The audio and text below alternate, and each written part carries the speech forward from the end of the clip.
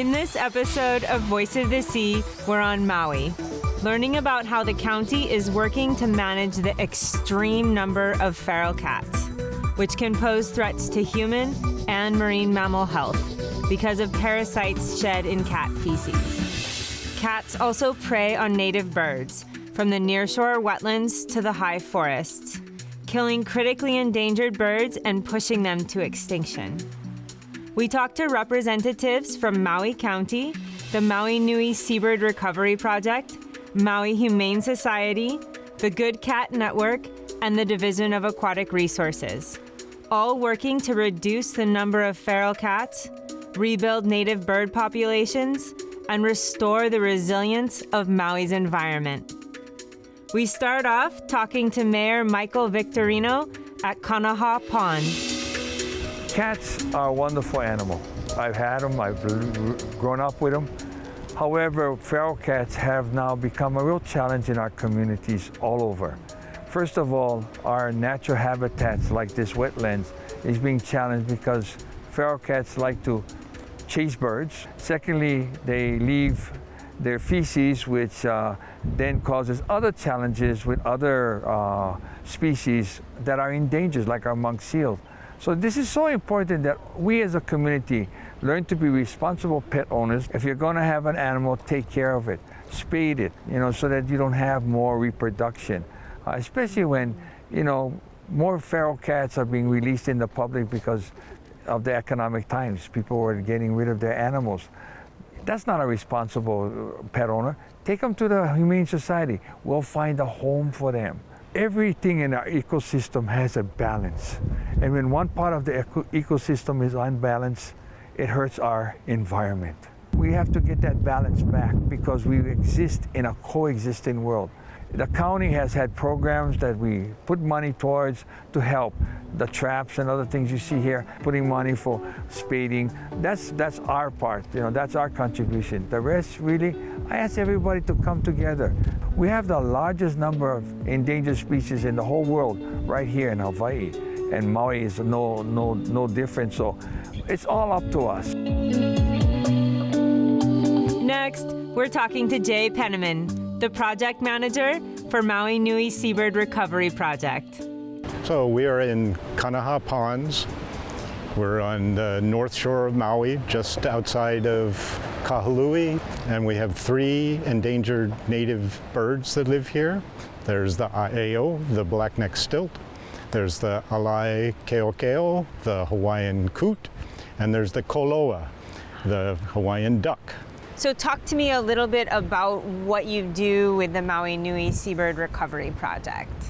Our goal and our mission is to restore populations that used to be the most numerous birds in the islands.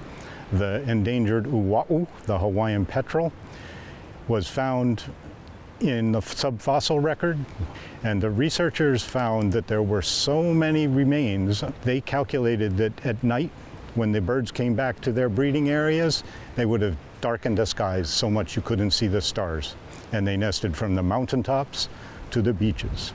And from the time the Hawaiians arrived and then accelerated when the Europeans arrived, the habitat change that went on removed them from the area. They were used as food, and agriculture eliminated the nesting habitat for these birds. So now the only populations we have are in the extreme high area of Haleakala. On top of Lanai is the second largest population, and then in the forests up at 3,000 to 7,000 feet, they're there.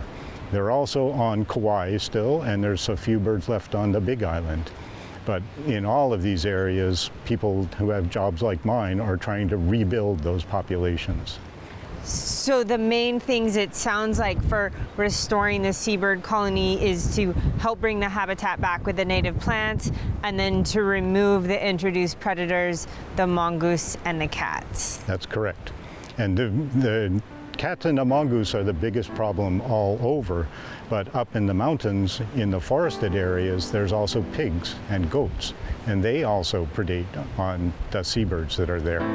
So it's all of these introduced mammals. Hawaii back in the day, there were 2 mammals. There was the Hawaiian bat and there was the Hawaiian monk seal, and that was it. Cats don't belong out freely roaming on the environment. If we could regulate cats like dogs, we would be far ahead. We don't allow dogs to run free. Every jurisdiction has leash laws that says you have to have your dog on a leash when you're out, unless you go to a dog park, and we could build cat parks. You know, it's possible to do these things. We just have to think creatively. So if every cat is owned, people are taught to keep their cats indoors, then that will accelerate the reduction of the problem. Why do you love seabirds? Oh, seabirds are wonderful. They provide such benefits to the land, to our whole life. The Hawaiians who traveled here used them as one of their travel aids. And the fishing people today, they go to where seabird flocks are because they know that there where the small bait fish that the seabirds are feeding on are being pushed to the surface by the aku and the ahi, the big fish that the fishermen people want to catch for us. Seabirds are the marine engineers. They are moving marine nutrients to the terrestrial habitats and the nearshore coral reef habitat. The nitrogen and the phosphorus that they bring is the kind of nitrogen and phosphorus that our mountains need for our native plants up there, that the coral reef community, all of it benefits from this type. It's very different from the agricultural nitrogen, which is a real problem for coral reef areas. With sea level rise, building the resiliency of our coral reef communities is vitally important. The coral reef communities protect the islands from the brutal wave action that will come in and erode the coastlines faster and faster unless we maintain those coral reef communities. So when we talk about protecting our native seabirds, then we're actually talking about building resiliency and helping the ecosystem to be strong and be able to, be strong in the face of climate change. Exactly, that's what it does. It builds that capacity for resilience. They were here before any people got here, before the plants even got here. They came and those marine nutrients mixed with the lava soil to form the soil that all of our plant community evolved in. And that's what our agriculture has been built on. That's what all of our forests and all the native plants that are unique to Hawaii, they all grew out of seabird-derived nutrients. And we need to bring them back so that we can continue. Good job. Great. We're using that. That was nice. The University of Hawaii's Sea Grant College program focused on Hawaii's coasts and its communities through sustainable development, safe seafood supply, sustainable coastal tourism, hazard resilience, and healthy coastal ecosystems. Hawaii's Sea Grant.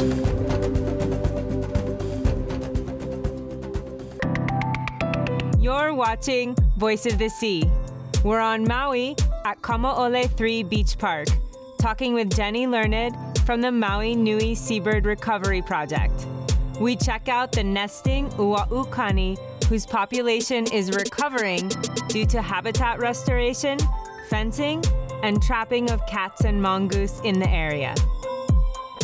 We've been monitoring this colony as part of the whole Maui population for several years, and recently we've started to do habitat restoration as well as control predators in the area to help the birds and keep their population stable. The uʻaʻoʻina spend most of their lives at sea. They are seabirds, so they return to land only to breed. Once they fledge the colony as juveniles, they will go out to sea and spend about 5 or 6 years just feeding and remaining on the open ocean, and then they return to the colony usually from which they had fledged. They do that in the springtime and find their burrows and find their mates.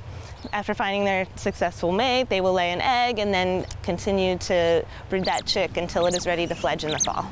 And about how long do they live? Estimates are, over several decades. So we have banding data from birds that we have banded in early 2000s that are still returning to their home colony to breed every year. So at least 20 years. Molokini Islet, which is right offshore, has a very dense colony of aʻoaʻoina, and when those birds return as young teenager birds looking for a burrow, if there's no room over there, they're likely to come right here, right across the channel, which we see in the banding data. This is a really important spot for migration of those aʻoaʻoina that need a location to nest.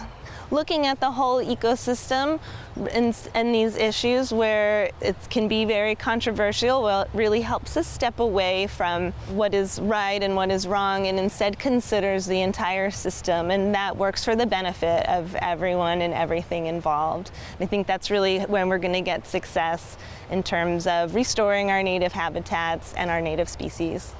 I see there's also this path now and the fencing to keep people on the path. Right. We still want people to use the park and also to understand that where they are is somewhere special. They're right here next to the birds and in the colony. We just want to bring awareness to the fact that the burrows are fragile. You mentioned the predators. So what are the predators of the birds or the chicks?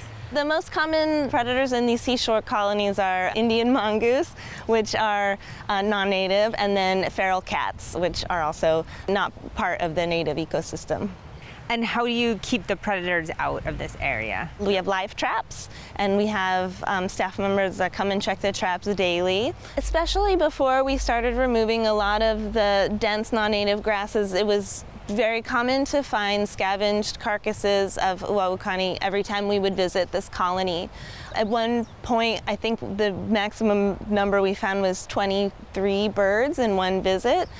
23 carcasses. You know that they have spent this whole year out at sea feeding, getting ready to breed, and then they come back, and to find them like that is very disheartening. But also then I take, as the data manager, I take the band data from those dead aʻoaʻoina and track the history. So especially when you see that they've been returning here for 10 years or so, and you see they're successful fledged chicks, and then after all that time to be taken by a non-native predator is really hard. When we noticed that the numbers were declining, so we were finding carcasses of adults that had been predated, or we just noticed trampling of the burrows from people using the park. Once we started actions to protect them, then the numbers responded really well. So for example, one year we only had one chick that we banded, and then we went in and removed some of the non-native grasses, which helped us better remove the predators or removed hiding spaces for the predators. And then the following year we had 43 chicks that we banded, and the following year after that it's over 100, and now it continues to climb. So they respond really well to just a little bit of management and consideration of the whole ecosystem. So, yeah. Oh, it looks like there's a pair in here. Yeah, there's 2 adults in here. It's an endoscope. It's used, I think plumbers use them a lot, but they work really well for the burrows. And some of the burrows can be, several meters deep. So having the ability to really get back in there and search for the eggs helps us calculate really accurate reproductive success. Since the nature of the aʻoaʻoina is that they're philopatric, so meaning they will return year after year to the same burrow, they will always come back and try. But if there's disturbance, or if their egg is unsuccessful, or if their chick is removed from the burrow, they only do one reproductive event per year. So if something happens to that egg or that chick, the adults will leave for that year. In those years when we would come to do the chick banding and not find any chicks, that means that hundreds of chicks that year were removed from their burrows and eaten by either mongoose or feral cats. I feel very inspired by the fact that we're able to reach a lot of people when we do the work in a public place like this. We have a lot of volunteers that have helped us with removing the non-native plants and helping us do outplanting of the native species, and they return, time and time again to help us with those activities. And And then also the younger generations that become involved. We have children from grade schools up to interns from high schools and colleges that really become very much involved in what we do and create their own projects and are interested in maintaining, not only restoration but also research in these habitats. And so I always feel hopeful, when we have especially the younger people getting involved.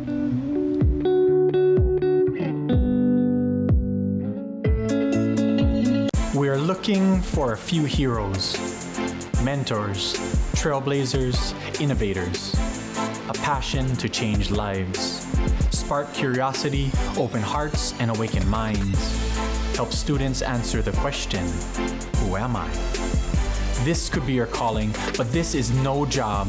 It's the journey of a lifetime. Be a hero. Be a teacher.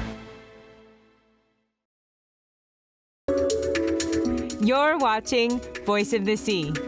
We're talking about solutions to Maui's feral cat problem and the need to protect and restore native Hawaiian wildlife like birds and monk seals. We start off talking to Emily Dross, the Humane Enforcement Resource Officer at Maui Humane Society. My current role is a Humane Enforcement Resource Officer. It's a softer officer. I'm more a direct link to the community, and I'm a direct support to our current community cat coordinator. And before I became an officer, I was actually our state's first community cat coordinator. Can you just talk to me a little bit about why cats on the landscape here in Maui, across Hawaii, is an issue that we're dealing with? Like, we're making this episode about it. Yes, it's a lot to unpack, so I'll try not to overwhelm you. But this goes back to the days of colonization in Hawaii. Cats came here on the boats of colonizers. The cat's job then was to control rats, because rats would bring a lot of disease to the men on the ships. And Hawaii in particular, we don't have natural predators. We don't have harsh winters. We have just the perfect setup for these free-roaming animals to just thrive. And I understand too that there's an issue with people abandoning cats. Huge issue. I just got chicken skin, as you mentioned it. The general public doesn't want to see an animal harmed, so because we were known as the place you just bring cats to kill them, basically, it almost became socially acceptable to say, I'm going to take this cat and place it here because I'm not killing it. Can you tell me, what does TNR stand for? Yes, so it's an acronym for trap, neuter, release. You may also hear different acronyms like SNR, which is like shelter, neuter, release. It all essentially means that free-roaming cats are trapped with the purpose to have them brought in for spay, neuter, and returned to their general area when it's deemed appropriate for population control. We don't encourage people to feed or do TNR in areas where we do have like federally protected wildlife. And I would actually encourage my colleagues in conservation to reach out to me if that is happening. You mentioned an ear tip as a way to recognize a cat that's been spayed or neutered. Yes. And tell me what this ear tipping is. Yes, so when the cats are brought in for surgery, when they get their microchip implanted, when surgery is done, they get an ear tip. And generally the ear tip is to indicate to the public this cat is cared for, it's been sterilized, leave it alone. We want the cats with those nice pointy ears to come in. Ear-tipped cats we don't want to see unless they're not doing well.